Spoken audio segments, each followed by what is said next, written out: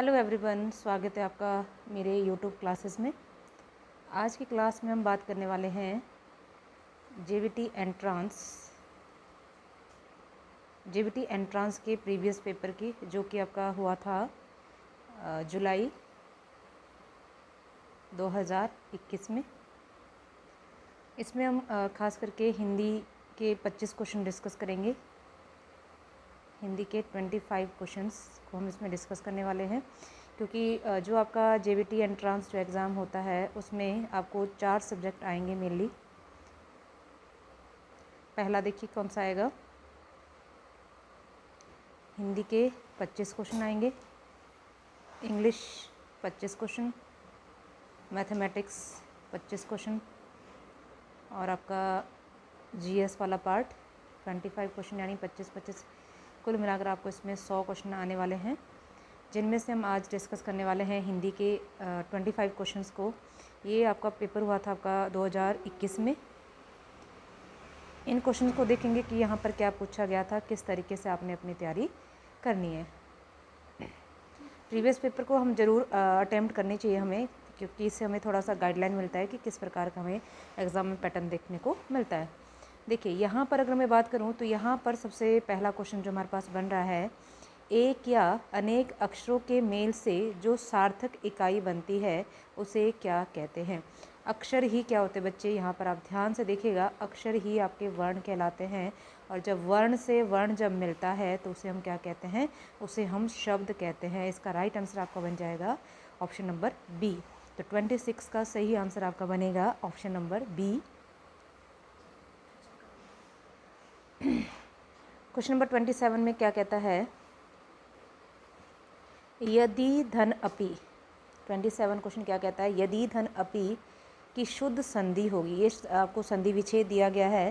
तो यहाँ पर देखिए, अगर मैं यदि धन अपि की बात करूँ तो यहाँ पर आप देखते हैं कि यदि धन अपि में आपकी कौन सी संधि है, यहाँ पर आपको यण संधि देखने को मिल रही है।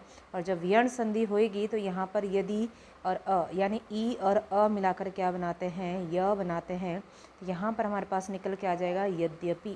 तो यहाँ पर जो राइट आंसर आपका बनेगा ऑप्शन नंबर बी, 27 का बी यहाँ सही हो जाएगा, क्योंकि यण संधि की पहचान क्या होती है, ई और अ मिलकर क्या बनाते हैं आपका, तो य बनाते हैं। और जब इसका ई हट जाएगा तो द आपका आधा बच जाएगा, तो यानी कि यद्यपि यहाँ पर आपका आंसर होने वाला है। यद्यपि आप ध्यान रखें, यहाँ पर द के पैर में य जुड़ा हुआ है, तो यद्यपि। यण संधि की मैं आपको थोड़ी सी पहचान बताना चाहूँगी। यण संधि में आपको य, व और क्या दिखता है, र दिखता है। उनसे आगे वाले वर्ण आपको कैसे दिखते हैं, आधे आधे दिखते हैं। तो आप थोड़ा सा इसको फोकस करिएगा। अगला क्वेश्चन हमारे पास दिया गया है यहाँ पर, जलज कैसा शब्द है। जलज कैसा शब्द है। ऑप्शन दिया गया है, योग रूढ़ है, रूढ़ है, या यौगिक है, या मूल शब्द है। तो यहाँ अगर हम जलज की बात करें तो जलज आपका कमल का पर्यायवाची होता है। जल में जन्म लेने वाला क्या कहलाता है, कमल। यानी कि यहाँ पर मैं अगर बात करूँ तो रूढ़ शब्द क्या होता है बच्चे, जो अपना मूल रूप में होते हैं उनको हम रूढ़ शब्द कहते हैं। और जो मूल शब्द यानी कि जैसे आपका ज्ञान है, इनके अगर हम टुकड़े भी करेंगे तो इनका कोई सार्थक अर्थ निकल के नहीं आता है, उनको हम क्या कहते हैं। जैसे पुस्तक है आपकी, पुस्तक भी क्या होता है, आपका मूल शब्द होता है। अपने आप में कमल भी कैसा शब्द है, तो ये रूढ़ शब्द है आपका। ठीक है, तो अगर मैं यहाँ पर ऑप्शन नंबर के हिसाब से देखें तो योग रूढ़ क्या होता है, रूढ़ क्या होता है, योगी क्या होता है। तो ये आपके व्युत्पत्ति के आधार पर शब्द के 3 भेद होते हैं, यही रूढ़, यौगिक और योग रूढ़। रूढ़ शब्द मूल शब्द हो गए। यौगिक क्या होता है, जो किसी न किसी के योग से बना होता है, या कोई संधि से बना हो, ध्यान रखिएगा, या समास से बना हुआ शब्द हो। समास के अंदर बहुव्रीहि को छोड़कर उसको हम क्या बोलेंगे, यौगिक शब्द बोलेंगे। जो उपसर्ग से मिलकर बना हो और जो प्रत्यय से मिलकर बना हो, उन सब शब्दों को हम क्या कहते हैं, तो इन सब शब्दों को हम क्या कहते हैं, यौगिक शब्द कहते हैं। अब बारी आती है कि योग रूढ़ शब्द क्या होता है। तो योग रूढ़ आपका ध्यान रखिएगा, समास का जो बहुव्रीहि समास होता है वही आपका योग रूढ़ शब्द कहलाता है। योग भी हो रहा है और साथ में रूढ़ भी हुआ है, किसी एक यानी तीसरे अर्थ को इंडिकेट करने वाले शब्द को हम क्या कहते हैं, योग रूढ़ शब्द कहते हैं। यानी कि जितने भी आपके पर्यायवाची शब्द होते हैं वो सब क्या होते हैं, आपके योग रूढ़ कहलाते हैं। तो यहाँ पर आपका राइट आंसर होने वाला है ऑप्शन नंबर ए। अगला क्वेश्चन हमारे पास क्या दिया गया है नेक्स्ट 29। आ उपसर्ग का उदाहरण नहीं है। देखिए पहला दिया है आनाकानी, आकार, आजन्म और आमरण। ध्यान से अगर देखें तो कार इसका मूल शब्द है और आगे क्या लगा हुआ आ, तो यानी कार में तो आ उपसर्ग है, आकार बन गया। जन्म में भी क्या लगा है आ, तो यहाँ पर भी आ जन्म भी हमारा आ उपसर्ग है। आमरण में क्या लगा है आ, तो यहाँ पर हमारे पास आ उपसर्ग लगा हुआ है। तो हमारा जो आनाकानी है यहाँ पर आ उपसर्ग नहीं है, इसलिए 29 का सही आंसर हो जाएगा आपका ऑप्शन नंबर 1। अगला क्वेश्चन क्या कहता है, दो शब्दों के योग से जोड़ा बनाने वाले शब्द को क्या कहते हैं। दो शब्दों के योग से जो जोड़ा बनता है उसे हम क्या कहते हैं। पद बनता है, युग्म बनता है, वाक्य बनता है या अक्षर बनता है। पद तो नहीं हो सकता क्योंकि पद तो शब्द ही होता है, वाक्य भी नहीं होगा क्योंकि दो ही शब्द है, अक्षर भी नहीं होगा, अक्षर क्या होता है आपका वर्ण ही होता है, इसलिए तो ऑप्शन नहीं आएगा। तो यहाँ पर जो सही आंसर आपका होने वाला वो आपका ऑप्शन नंबर बी, उसे हम क्या कहेंगे, युग्म कहेंगे, युग्म। नेक्स्ट क्वेश्चन हमारे पास क्या बना है यहाँ पर देखिए क्वेश्चन नंबर 31।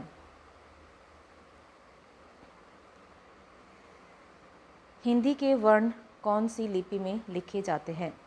तो हिंदी के वर्ण यानी कि हिंदी की लिपि की बात कर रही है कि किस लिपि में लिखा जाएगा, तो हिंदी की लिपि होती है आपकी देवनागरी, ठीक है।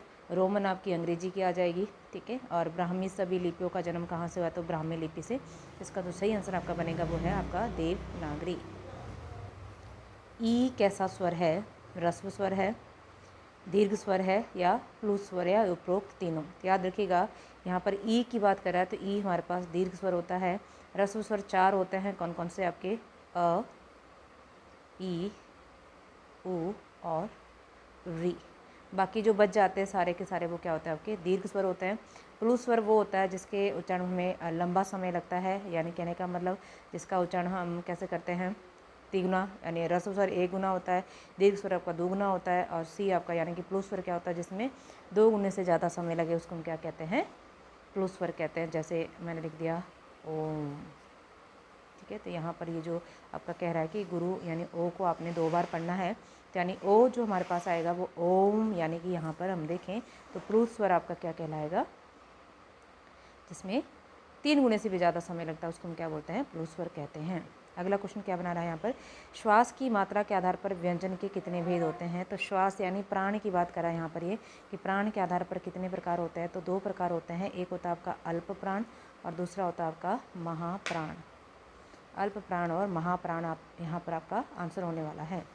अगला क्वेश्चन क्या कहता है कि अशुद्ध शब्द छांटिए। अशुद्ध शब्द अगर देखें इसमें तो देखिए यहाँ पर क्वेश्चन इन्होंने गलत बनाया, यहाँ पर होना चाहिए था शुद्ध शब्द छांटिए, शुद्ध होना चाहिए था यहाँ पर शुद्ध, क्योंकि ये जो आपके ऑप्शन दिए गए कृपा भी गलत है, आपका उज्ज्वल भी गलत है और आपका गुरु भी गलत है। तो यहाँ पर आपका सही आंसर होने वाला है वो आपका क्या है, वो है आपका चिन्ह, चिन्ह।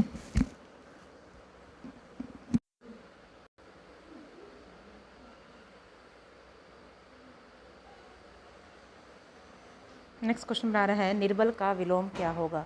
तो निर्बल का विलोम क्या होता है यहाँ पर, तो देखिए सबल, अबल, नैसर्गिक या कमज़ोर। तो ये तो पहले कट गया, कमज़ोर भी नहीं होगा यहाँ पर, निर्बल तो वही होता है, ठीक है। नैसर्गिक क्या होता है, जो नेचुरल चीज़ होती है। अबल तो नहीं आएगा यहाँ पर, जो सही आंसर आएगा वो आएगा आपका सबल, सबल, ठीक है। नेक्स्ट क्वेश्चन देखिए हमारे पास क्या कहता है, द्विगु समास का उदाहरण है। तो द्विगु समास का उदाहरण यहाँ पर क्या है, नीलकंठ नहीं है, तिरंगा, तिरंगा यहाँ पर सही आंसर हो जाएगा क्योंकि जिसका पहला शब्द क्या होता है, संख्यावाची होता है और मिलकर वो क्या बनाते हैं, एक समूह को बनाते हो। तो यहाँ पर सही आंसर आपका क्या हो जाएगा, 36 का आपका सही आंसर हो जाएगा तिरंगा। देखिए नीलकंठ में कौन सा समास है, बहुब्रीहि भी है और कर्मधारय भी है। धर्माधर्म में आपका द्वंद्व समास है। रातों रात में आपका अव्ययी भाव समास है, अव्ययी भाव, जिसमें शब्दों का रिपीटेशन होता है वहाँ पर क्या होता है, अव्ययी भाव समास होता है। धर्म और अधर्म की बात करा यानी यहाँ पर द्वंद्व समास होगा। नीलकंठ यानी शिव की बात करा, नीलकंठ कौन होते हैं, तो शिव की बात आ रही तो बहुब्रीहि समास आएगा यहाँ पर। इस तरीके से हम देखते हैं कि यहाँ पर आपका नीलकंठ में आपका नीला है कंठ जिसका, यानी कि यहाँ पर कर्मधारय भी होता है और बहुब्रीहि भी होता है। अगला क्वेश्चन देखिए क्या कहता है, जातिवाचक संज्ञा छांटिए।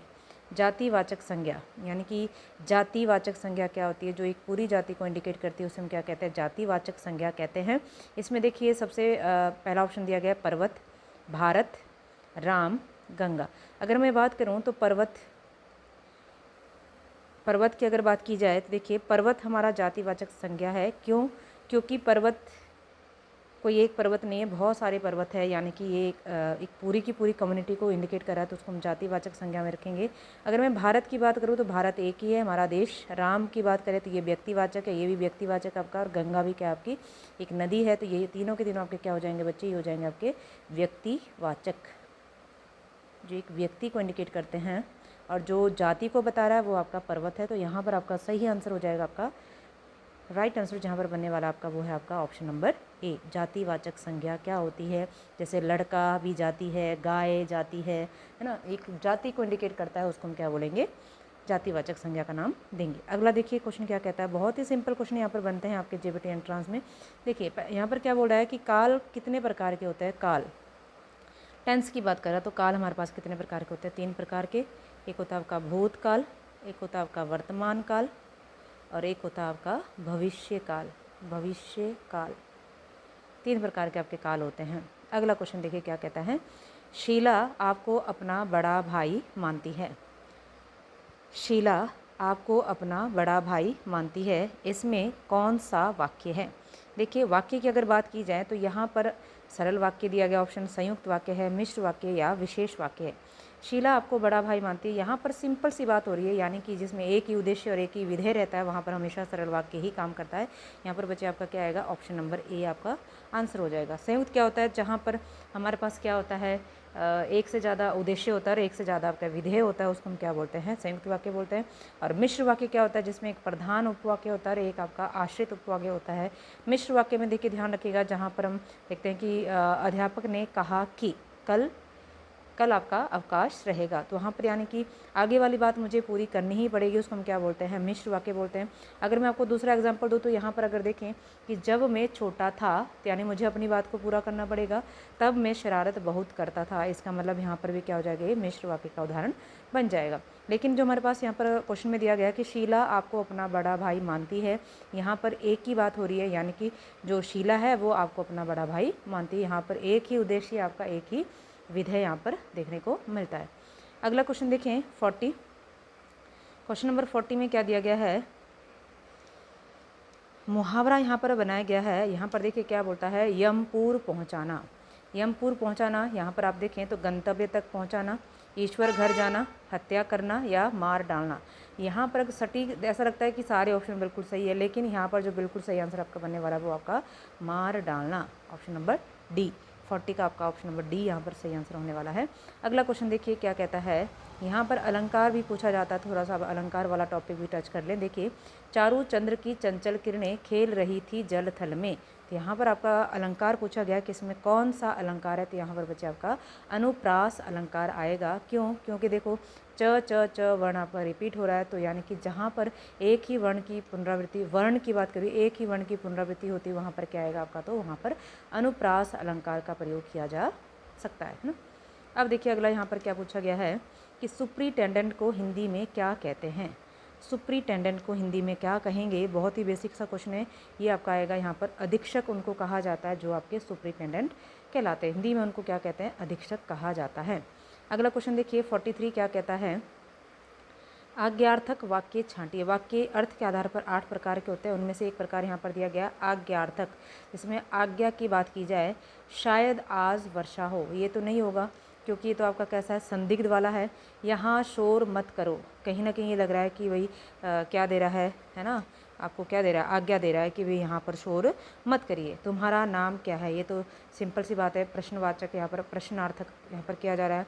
आप बाहर ना जाएं, आप बाहर ना जाएं, तो देखिए क्या है, अगर मैं यहाँ पर आज्ञा की बात करूँ तो क्या है, देखिए यहाँ शोर मत करो, ये आपको एक आज्ञा दी जा रही है कि यहाँ पर आपने ऐसा कुछ नहीं करना है, तो यहाँ पर आपका सही आंसर होने वाला है यहाँ शोर मत करो। इन दोनों में आप कंफ्यूज हो सकते हैं, आप बाहर ना जाएं, ये भी आपको कहीं ऐसा लगता है कि मुझे सजेशन की दी जा रही है, कि आज्ञा दी जा रही है कि आप बाहर ना जाएं, लेकिन इन दोनों में से सटीक जो आपका आंसर बनेगा वो है आपका क्या, यहाँ शोर मत करो। ठीक है, यहाँ शोर मत करो। अगला देखिए शुद्ध वाक्य छांटो। 44 का देखिए क्या कहता है, शुद्ध कौन सा है, तो वह बेफजूल की बातें करता है। दूसरा, मेरे को 100 रुपये चाहिए, मैंने घर जाना है। ठीक है, अगला क्या कहता है, हमने पुस्तकें नहीं लौटाई।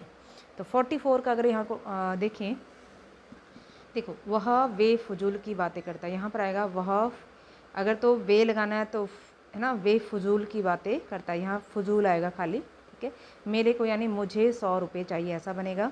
मैंने घर जाना यानी मुझे घर जाना है, ऐसा बनेगा।